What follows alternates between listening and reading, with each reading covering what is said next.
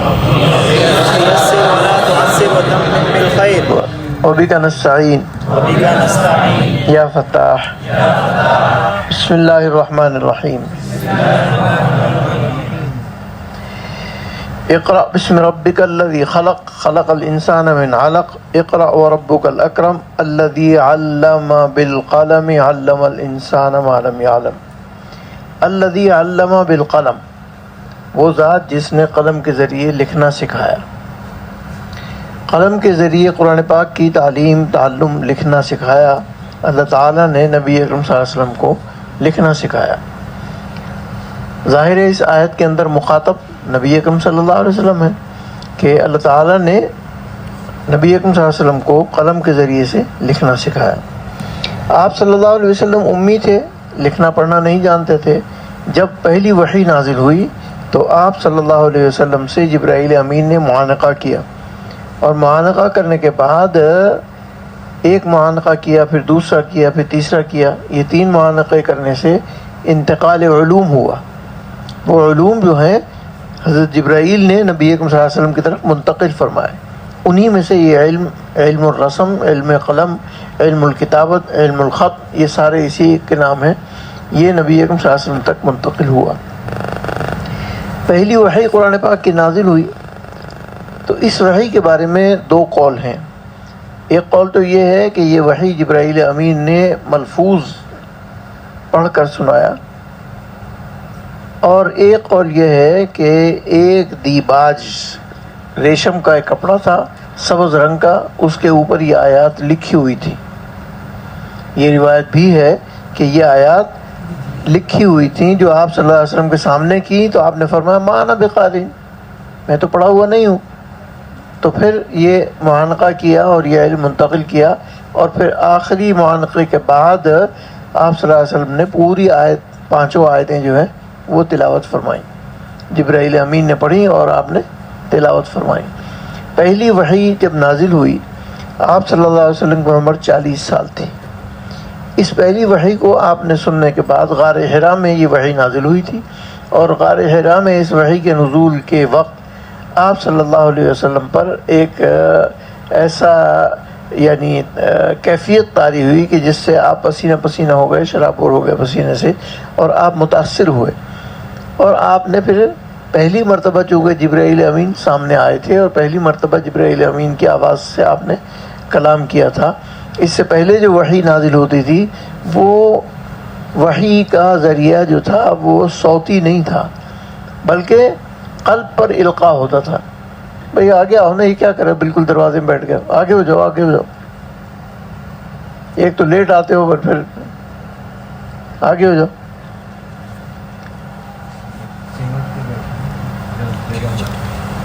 نبی اکرم صلی اللہ علیہ وسلم نے پہلی وحی آپ نے سب سے پہلے حضرت خدیجہ الکبریٰ رضی اللہ تعالیٰ عنہ کو سنائی، اور پھر ان کے بعد ابو بکر صدیق رضی اللہ تعالیٰ عنہ کو، پھر اس کے بعد حضرت علی کرم اللہ وجہ کو، پھر زید بن ثابت کو. اس طرح سے یہ 4 افراد تک پہلی وحی منتقل ہوئی. آپ صلی اللہ علیہ وسلم نے قرآن پاک نازل ہونے کے بعد اس کے لکھنے کا بھی اہتمام فرمایا، اور تمام حضرات جو قرآن پاک سنتے تھے ان کو حکم فرمایا کہ لا تکتبوا عنی سوى القرآن، قرآن کے علاوہ مجھ سے کوئی چیز مت لکھو. یعنی کوئی بات ایسی نہ لکھو جو قرآن کے اس میں شامل ہو جائے، داخل ہو جائے. تو قرآن لکھنے کی اجازت دی اور غیر قرآن لکھنے سے منع فرمایا. تو قرآن پاک کی آیات جو ہیں وہ آپ لکھواتے تھے. ایک اور روایت کے اندر آتا ہے ادعوا لی زیدا فلیجیء بالدوات والقلم،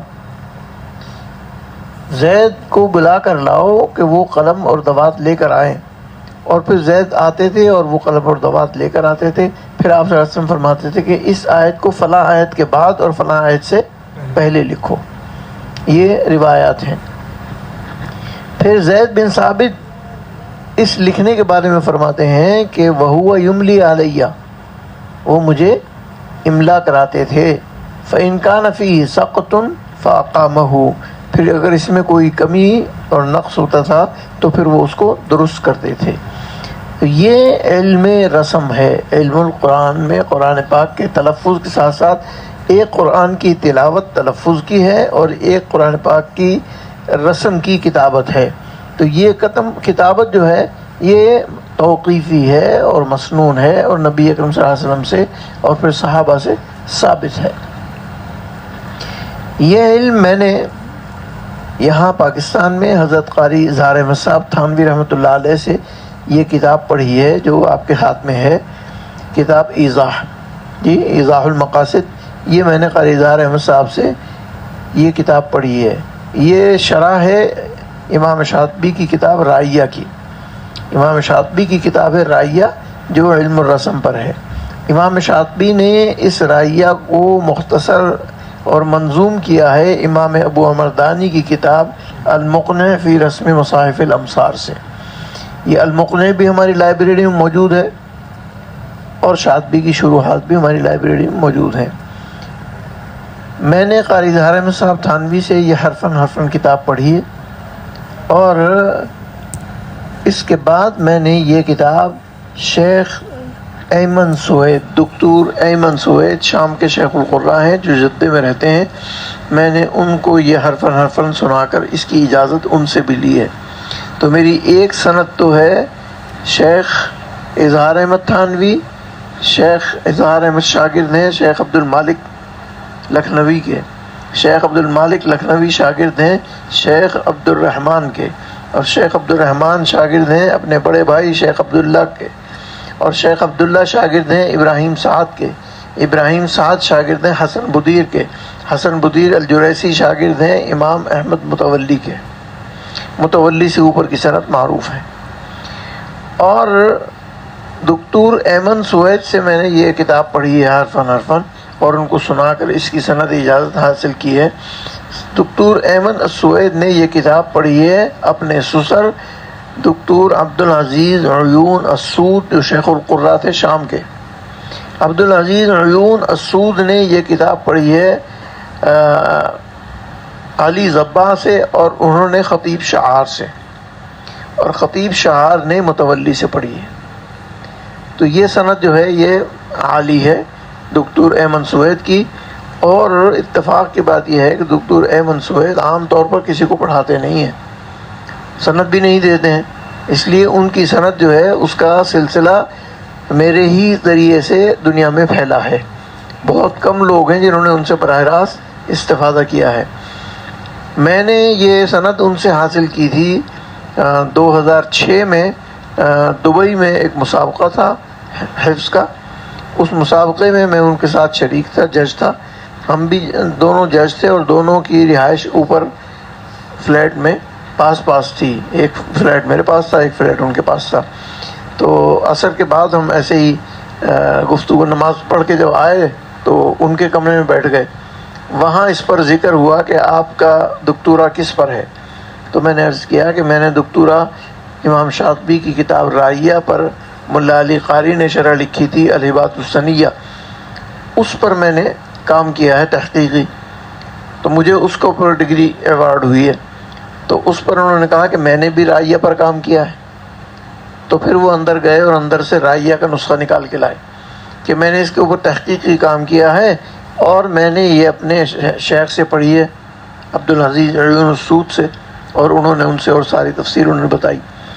تو میں نے اسی وقت ان سے کہا کہ میں اگر آپ کو یہ سنا دوں تو آپ مجھے اس کی اجازت دے دیجیے. تو پھر میں نے ایک ہی مجلس میں پوری رائیہ ان کو سنائی اور سنا کر اس کی اجازت لی. اور یہ ایک یعنی تاریخی واقعہ ہے کہ الحمدللہ ایک ہی مجلس کے اندر میں نے یہ رائیہ سنا کر اجازت حاصل کی. اب بعد میں بہت سے لوگوں نے مجھ سے اجازت لی ہے.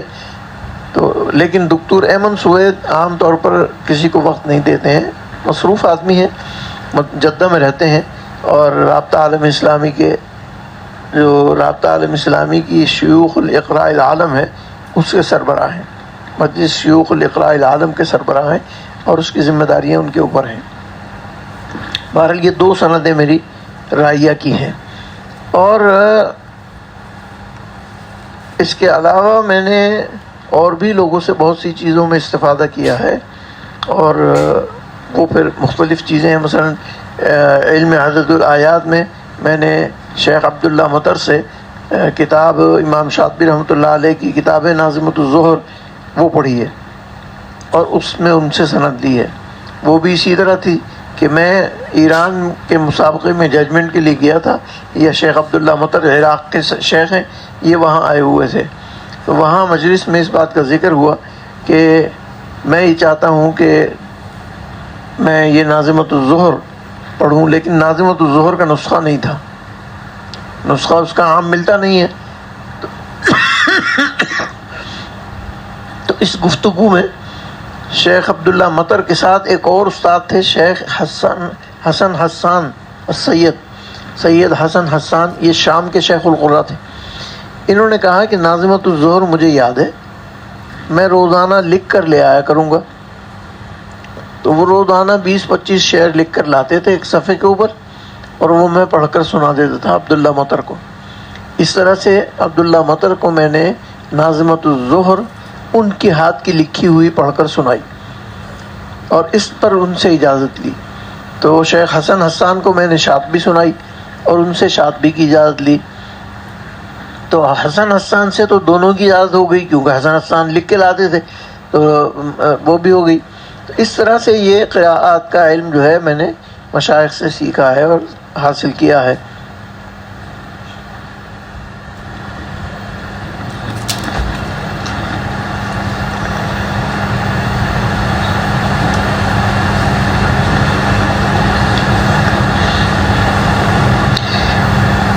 عبداللہ مطر نے میری سند کے اندر لکھا ہے کہ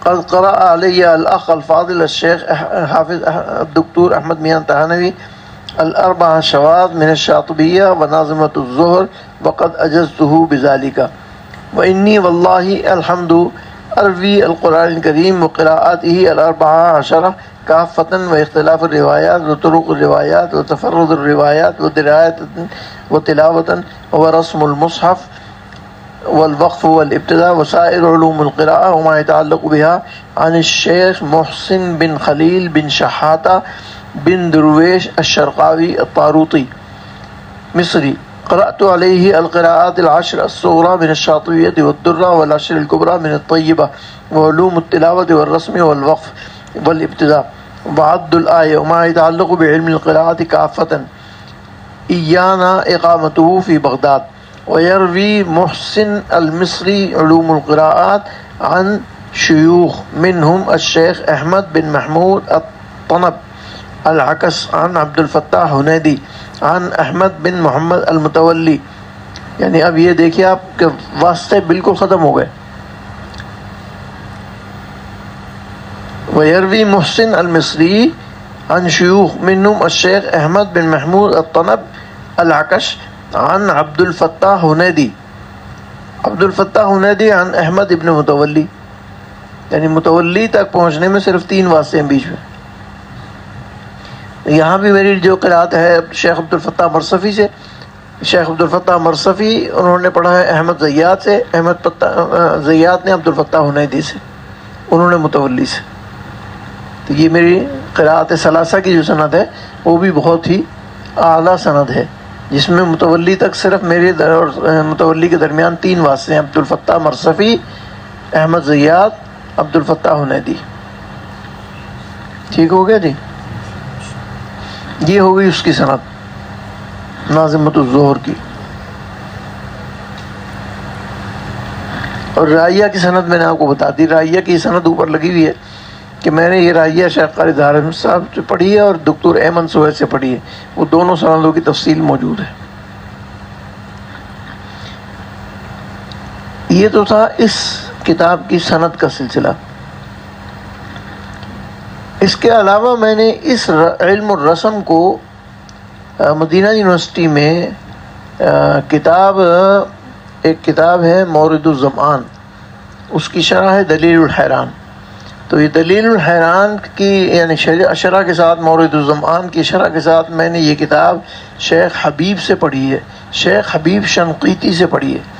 شیخ حبیب شنقیطی نے کس سے پڑھی ہے اس کا سلسلہ سند میرے پاس نہیں ہے، اور وہاں اجازت کا سلسلہ بھی نہیں تھا، اس لیے وہاں سے اجازت کا سلسلہ نہیں ہے۔ کسی وقت اگر کہیں سے مل گئی حبیب شنقیطی کی سند تو میں اس کو ذکر کر دوں گا، لیکن اس میں جو رسم کا طریق ہے اس میں انہوں نے یہ رسم جو ہے وہ دو طریق سے ہمارے پاس آ رہا ہے. ایک امام ابو عمر دانی سے آ رہا ہے کتاب المقنع کے ذریعے سے، اور کتاب المقنع سے پھر امام شاطبی کی رائیہ سے، اور ایک امام ابو عمر دانی کے شاگرد ہیں سلیمان داؤد ابن نجاح. سلیمان داؤد ابن نجاح جو ہیں یہ امام دانی کے براہ راست شاگرد ہیں، اور یہ المقنع کی روایت کرنے والے بھی وہی ہیں، سلیمان داؤد ابن نجاح. اور سلیمان داؤد ابن نجاح نے اپنی کتاب لکھی مختصر التبیین، اور ان کا منہج ابن نجاح کہلاتا ہے، منہج ابن نجاح کہلاتا ہے. تو رسم میں اس وقت دنیا کے اندر دو منہج رائج ہیں. ایک منہج دانی کہلاتا ہے جو ہم یہ شاطبی کے ذریعے سے پڑھتے ہیں، اور ایک منہج ابن نجاح کہلاتا ہے جو مختصر التبیین کے ذریعے سے شائع ہوا ہے. منہج ابن نجاح پر اس وقت سعودی مصحف جو ہے وہ منہج ابن نجاح پر ہے.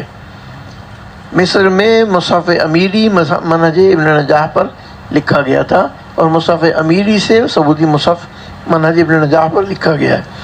پاکستان میں، ہندوستان میں اور لیبیا میں اور ترکی میں منہج دانی پر مصاحف لکھے جاتے ہیں. تو میں نے دونوں مناہج پر کام کیا ہے، منہج ابن نجاح پر بھی، اور منہج ابن نجاح کا میں نے طریق بتا دیا آپ کو. میں نے یہ امام حبیب شنقیطی سے پڑھا ہے، اور منہج دانی جو ہے وہ میں نے قاری اظہار احمد صاحب سے اور دکتور احمد سوید سے پڑھا ہے. یہ دونوں منہج جو ہیں اس وقت متداول ہیں پوری امت کے اندر، اور انہی پر کام ہو رہا ہے. ان میں زیادہ فرق نہیں ہے، معمولی سا فرق ہے. وہ یہ ہے کہ منہج ابن نجاح میں جو ہے وہ حذف الف کثرت سے ہے، حذف الف کثرت سے ہے، اثبات الف کم ہے. اور منہج ابو عمر دانی میں اثبات الف زیادہ ہے. یہ دونوں میں بنیادی فرق ہے. باقی کچھ چیزوں میں معمولی سا فرق ہے، وہ وہاں جب شاطبی میں آئیں گے تو وہاں بتا دیں گے. کتاب رائیہ عقیلۃ و اطراب القصائد امام شاطبی رحمۃ اللہ علیہ کے قصائد میں سے بہترین قصیدہ ہے جو آپ پڑھ رہے ہیں. یہ قصیدہ امام شاطبی رحمۃ اللہ علیہ نے امام ابو عمر دانی کی کتاب المقنع کو مختصر اور منظوم کیا ہے، اور اس میں تمام قرآن پاک کے من الفاتحۃ الی الناس تمام کلمات قرآنی پر بحث کی ہے. اور اس کو دو بحثوں میں انہوں نے تقسیم کیا ہے. پہلے اس پر اصول کی بحث کی ہے کہ کیا اصول ہیں، کہاں اثبات ہوگا، کہاں حذف ہوگا، کہاں کلمہ کیسے لکھا جائے گا. پہلے اصولی بحث کی ہے، پھر اس کے بعد فرشی بحث کی ہے، اور تمام حروف قرآنی پر بحث کی ہے کہ ان حروف قرآنی کو کیسے لکھا جائے گا. علم الرسم کی مختصر تعریف جو ہے لا الہ الا اللہ.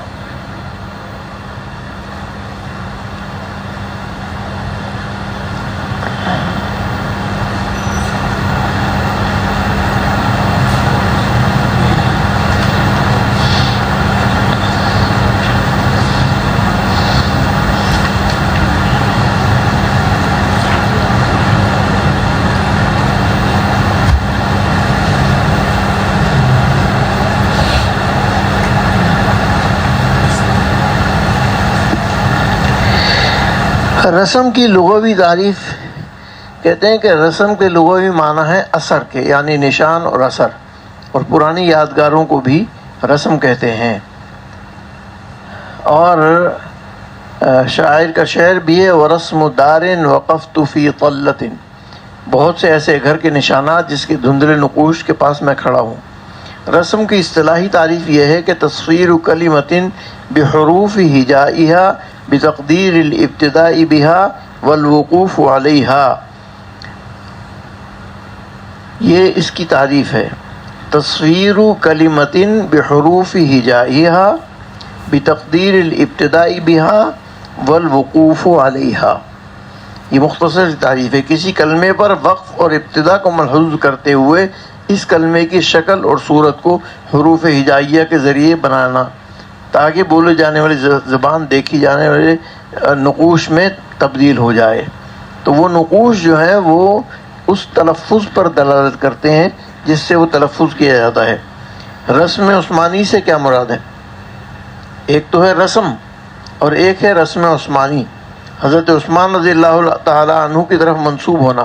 رسم عثمانی سے مراد وہ وضع اور ہیئت ہے جس کو حضرت عثمان غنی نے قرآن مجید کی کلمات اور اس کے حروف کو لکھنے کے وقت پسند فرمایا، جس کو آپ نے قرآن مجید کے نسخوں میں لکھنے کا حکم فرمایا۔ یہ رسم جو ہے حضرت عثمان نے جو اختیار کیا قرآن پاک کا، اس کو رسم عثمانی کہتے ہیں۔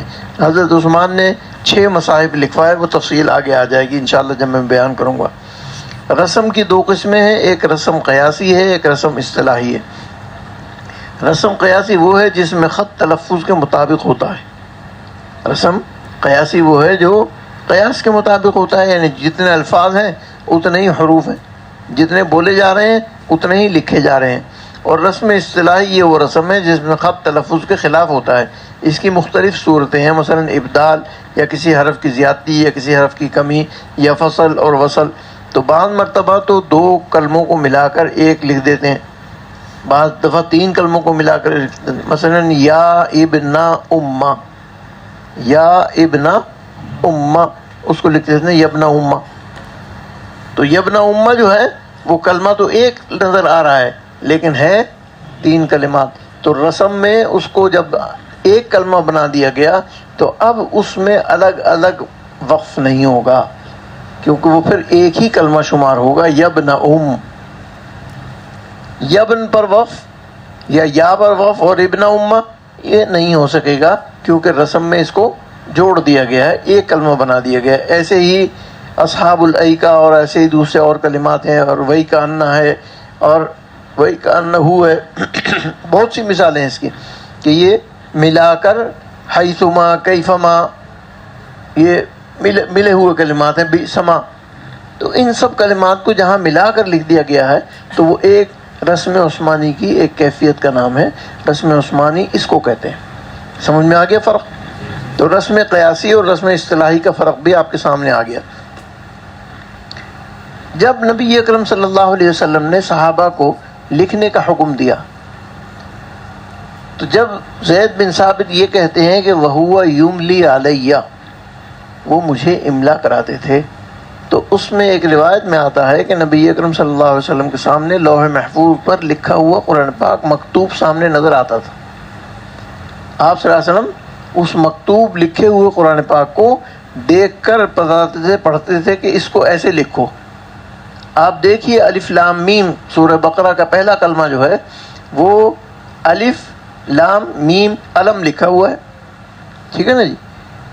تو اس کو آپ تلفظ کر رہے ہیں الف لام میم، لیکن لکھا ہوا علم ہے۔ اور اسی طرح سے سورہ علم تری کیف میں علم ہے، اس کو آپ الف لام میم نہیں کہتے، وہ علم تری کیف پڑھتے ہیں۔ تو معلوم ہوا کہ رسم جو ہے وہ تلفظ کے مطابق ہے، جیسے تلفظ کیا گیا ہے آپ اس رسم کو ویسے ہی تلاوت کریں گے۔ تو الف لام میم میں رسم جو ہے وہ بھی علم ہے، لیکن وہاں الف لام میم تلاوت کریں گے، اور علم تری کیف میں علم جو ہے وہ لام میم ہے، لیکن اس کو الف لام میم نہیں کہیں گے، اس کو علم تری کیف کہیں گے۔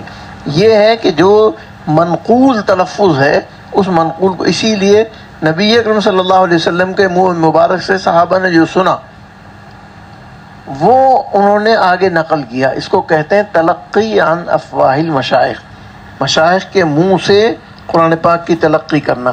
تو نبی اکرم صلی اللہ علیہ وسلم سے صحابہ نے یہ تلقی کی، تلفظ بھی سیکھا اور اس کا رسم بھی سیکھا، اور وہی رسم حضرت عثمان غنی رضی اللہ تعالی عنہ نے اپنے مصاحف میں جاری کروایا۔ مشاورت سے کلمات کو لکھا گیا، اور اس وقت ان مصاحف میں کوئی اعراب نہیں لگایا گیا، کوئی زبر زیر پیش نہیں لگایا گیا، نہ اعرابی اور نہ تشکیلی، شکل کی صورت میں بھی، یعنی اس کے نقطے نقاط جو حرفوں میں امتیاز کرنے کے لیے تھے، سین اور شین میں، فا اور قاف میں، اسی طرح سے با تا ثا میں، یہ جو نقاط تھے یہ نقاط تشکیلی نقاط کہلاتے ہیں، لیکن یہ نقاط بعد میں لگائے گئے ہیں۔ اسی وجہ سے آپ نے ابھی کل پڑھا تھا اسم کبیر شاع بسا مثلثن، کہ اسم کبیر کو سا کے ساتھ مثلث، سائے مثلث سے پڑھا ہے حمزہ کسائی نے۔ اسم کثیر. تو مصحف میں کبیر اور کثیر دونوں اس طرح سے لکھے گئے ہیں کہ بغیر نقطے کے کبیر ہے، بغیر نقطے کے کثیر ہے. نقطہ نیچے ہو تو کبیر، نقطہ نیچے اوپر ہو تو کثیر. اس طرح کے نقاط کا مسئلہ جو تھا یہ بعد میں آ کر طے ہوا ہے، لیکن پہلے مصاحف میں یہ نہیں تھا. تو مصاحف عثمانیہ جو ہیں وہ قراءات 7 متواترہ پر مشتمل تھے، بلکہ قراءات 10 پر مشتمل تھے. یہ مصاحف حضرت عثمان غنی رضی اللہ تعالی عنہ سے منتقل ہوئے، یعنی گویا رسم رسول اللہ صلی اللہ علیہ وسلم سے صحابہ پر آیا، صحابہ سے حضرت عثمان کے پاس آیا، حضرت عثمان نے مدون کر کے، مرتب کر کے، منظم کر کے مصاحف تیار کر کے امت کو دے دیے. تو امت کے سامنے رسم عثمانی آ گیا. یہ رسم عثمانی جو ہے اس میں ایک مصحف ہے، مصحف امام، جو حضرت عثمان کے اپنے زیر استعمال تھا، جس میں وہ خود تلاوت کیا کرتے تھے، اس کو مصحف امام کہتے ہیں. دوسرا مصحف مدینہ، یہ زید بن ثابت کے مطالعے میں تھا. زید بن ثابت ہی نے لکھے تھے یہ سارے، لیکن اپنے لیے انہوں نے الگ لکھا تھا، تو مصحف مدینہ زید بن ثابت کا ہے. تیسرا مصحف تھا مصحف مکی، جو عبداللہ بن صائب مخزومی مکی کو دیا گیا تھا اور وہ لے کر مکہ مکرمہ چلے گئے تھے. اس مصحف کو مصحف مکی کہتے ہیں. اسی طرح سے مغیرہ ابن شہاب مخزومی جو تھے ان کو ایک مصحف دے کر دیا گیا تھا. وہ شام گئے تھے اور وہ مسجد اموی میں شام میں بیٹھ کر پڑھاتے تھے اس مصحف سے، تو وہ مصحف شامی تھا. اور اس کے بعد ایک مصحف کوفہ بھیجا گیا تھا عاصم جوہدری کے ساتھ. عاصم جوہدری کوفے میں بیٹھ کر اس کی پڑھاتے تھے، تعلیم دیتے تھے. ایک مصحف بصرہ بھیجا گیا تھا، وہاں پر بھی مصحف میں تلاوت.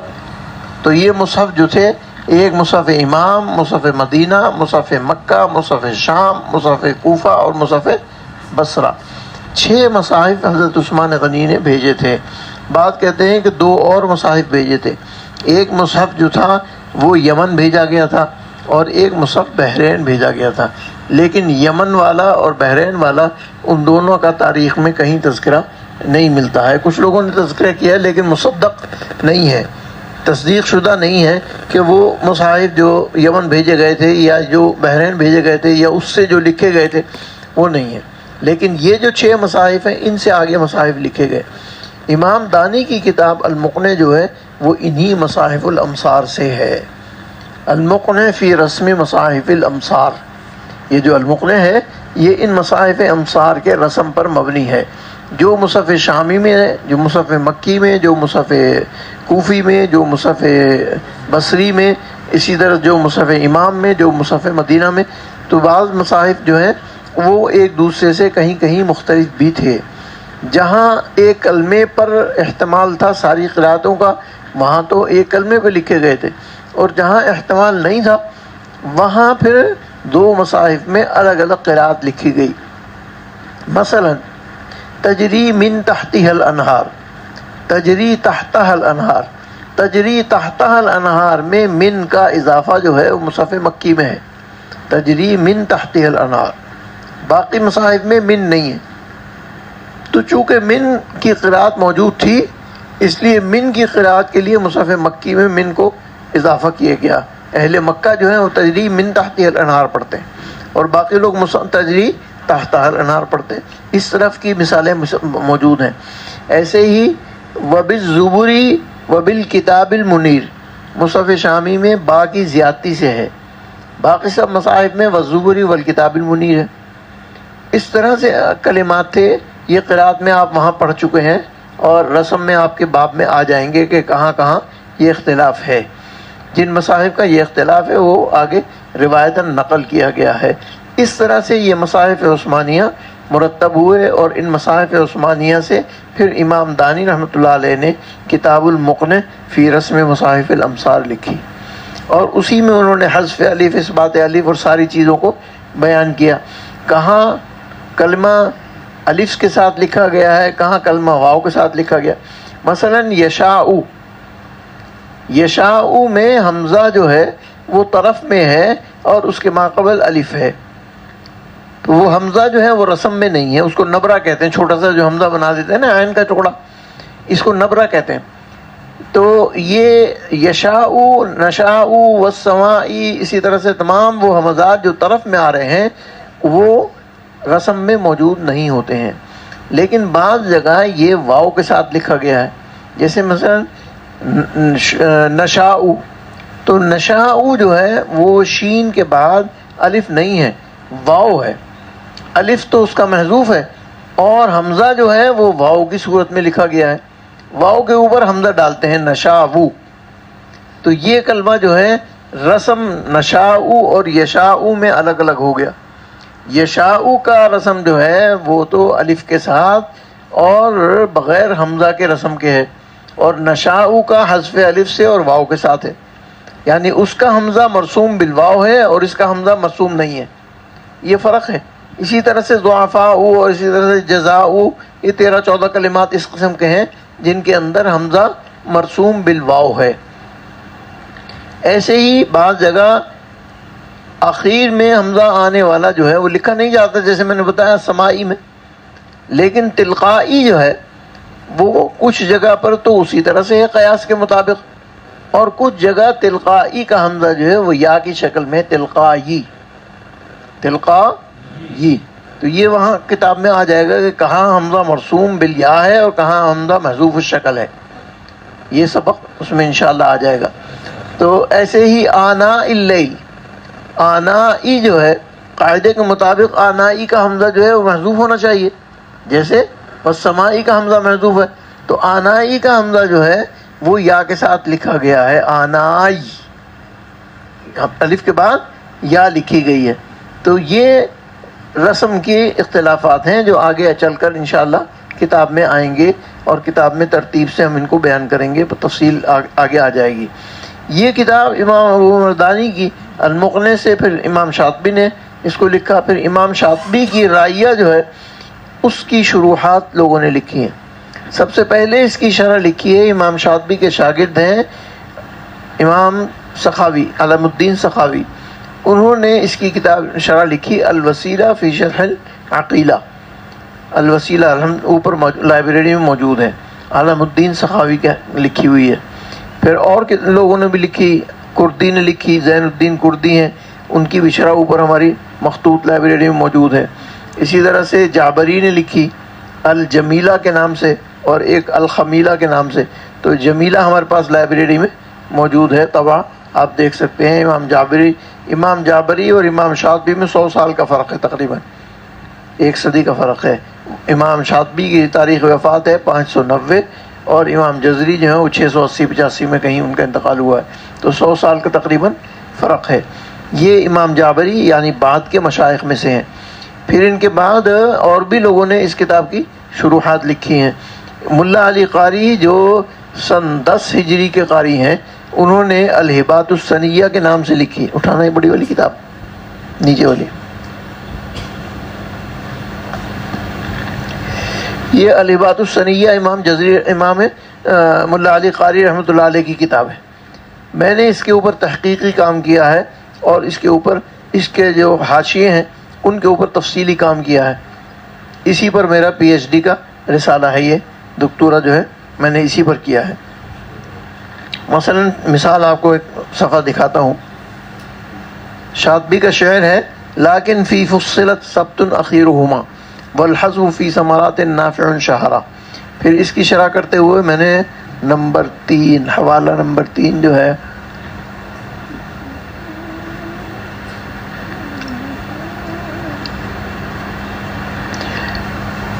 یہاں اس میں ایک نام گزرا ہے وقرأ الجحدری و ابو سمال و آخرون، تو ابو سمال پر میں نے حاشیہ دیا ہے، ہوا قعنب بن ابی قعنب ابو السمال العدوی البصری الجزری غائد النہایہ فی قال الجزری لہو اختیار فی القراءات شاذ عن عامہ، یہ ابو سمال کی تعریف ہے۔ اس کو کہتے ہیں تحقیق، کہ آپ اوپر کوئی نام آتا ہے تو اس نام کی تفصیل بتائیں کہ یہ کس کا نام ہے اور کس تاریخ کو یہ پیدا ہوئے، کیا تاریخ وفات ہے، وہ ساری چیزیں اس میں آتی ہیں۔ یہ سارا تحقیقی کام میں نے اس کے اوپر کیا ہے، رائیہ کے اوپر۔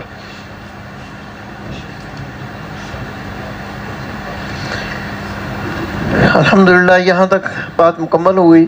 یعنی ہم نے شاطبی کی شروح، امام شاطبی کی کتاب رائیہ جس کا پورا نام ہے عقیلۃ اطراب القصائد، عقیلۃ اطراب القصائد، یہ امام شاطبی رحمۃ اللہ علیہ کی کتاب ہے. اس پر انشاءاللہ ہم تفصیلی کلام کریں گے، کتنے اس کے اشعار ہیں. اس کے شروحات میں سے آپ کے سامنے اس وقت نمبر 1 پر الوسیلہ ہے، نمبر 2 پر الجمیلہ ہے، اور نمبر 3 پر یہ الہبات الثنیہ ہیں. اور بھی بہت سی شروع ہیں اوپر لائبریری میں، کافی اس کی شرحیں رکھی ہوئی ہیں. میں اس کی تفصیلات بتاؤں گا کہ کتنی شرحیں اس پر لکھی گئی ہیں، کس کس نے لکھی ہیں، وہ سب انشاءاللہ آپ کے سامنے آ جائیں گی. وآخر دعوانا ان الحمدللہ رب العالمین.